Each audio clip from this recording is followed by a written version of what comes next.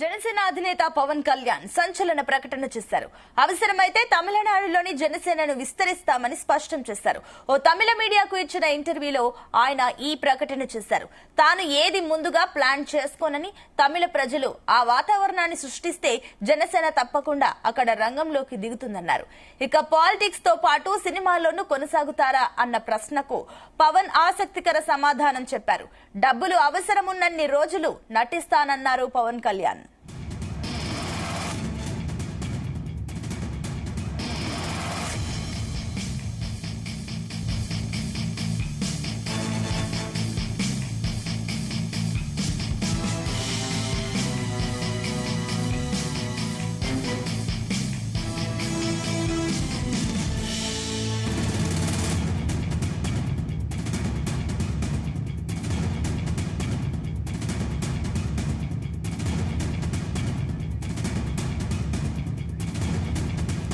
Right, ఇదే అంశానికి సంబంధించి మరిన్ని డీటెయిల్స్ మా కరెస్పాండెంట్ యశ్వంత్ అందిస్తారు. ఎస్ యశ్వంత్.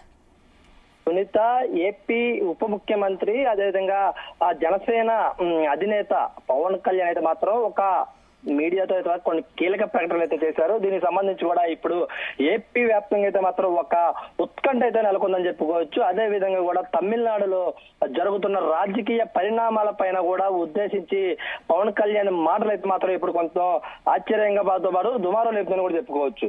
ఇదైతే చూసినట్లయితే మాత్రం పవన్ కళ్యాణ్ చేసిన వ్యాఖ్యలు కీలకంగా మొన్న 12వ తేదీన కూడా ఆవిర్భావ సభలో ప్రదర్శించిన హిందీ, తమిళ భాషలతో పాటుగా ఆయన దేశ రాజకీయాల్లో కూడా మాట్లాడే తీరు కూడా దేశ రాజకీయాల్లో కూడా ఒక చర్చనీయంగా మారిందని చెప్పుకోవచ్చు.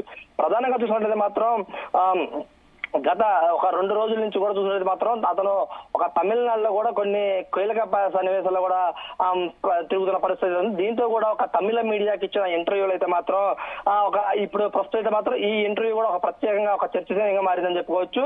ప్రధానంగా చూసినట్లయితే మాత్రం తమిళనాడు రాజకీయాల్లో కూడా జనసేన అడుగు పెడతామని చెప్పేసి ఒక కీలకమైన ప్రకటన అయితే మాత్రం కూడా నిన్న చేసిన సందర్భం అయితే ఉంది.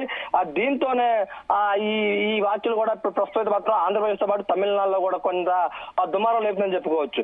ప్రధానంగా పవన్ కళ్యాణ్ వ్యాఖ్యానించిన వ్యాఖ్యలు చూసుకున్నట్లయితే మాత్రం ప్రతి భాష కూడా గౌరవించాలి, అదేవిధంగా కూడా ఇటు తెలుగు, అదేవిధంగా తెలుగుతో పాటుగా అటు తమిళ, హిందీ, అదేవిధంగా మిగిలిన భాషలు ఏవైతే ఉన్నాయో అన్నింటినీ కూడా గౌరవించాలి అని చెప్పేసి అయితే మాత్రం కూడా ఇటు పవన్ కళ్యాణ్ చెప్పిన వ్యాఖ్యలు కూడా ఉన్నాయి. దీంట్లో ప్రధానంగా చూసుకున్నది మాత్రం భాషా సంస్కృతులు గౌరవించాలి, అదేవిధంగా తను 7 మార్గదర్శకాల్లో కూడా నేను ముందుకు వెళ్తానని చెప్పేసిన సందర్భాలు కూడా ఉన్నాయి.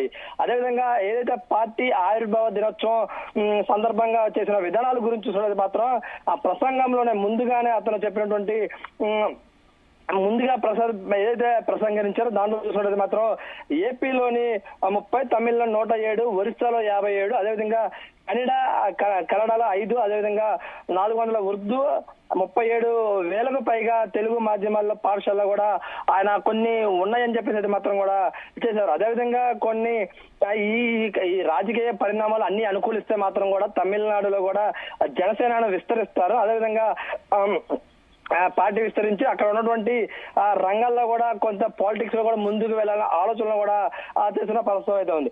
అదేవిధంగా కూడా ఇప్పుడు కొన్ని ఇటు తమిళనాడులో ఉన్నటువంటి రాజకీయాల్లో కూడా ముందుకు వెళ్ళాలంటే తన దగ్గర డబ్బులు కావాలి, దానికి సంబంధించి కూడా సినిమాలు చేసుకొని డబ్బులు సంపాదించిన తర్వాతే అటు తమిళనాడులో కూడా రాజకీయాలకు ముందుకు వెళ్తానని చెప్పేసి అయితే మాత్రం కూడా అతను కూడా మీడియాలో కూడా ఇచ్చిన సందర్భం అయితే ఉంది.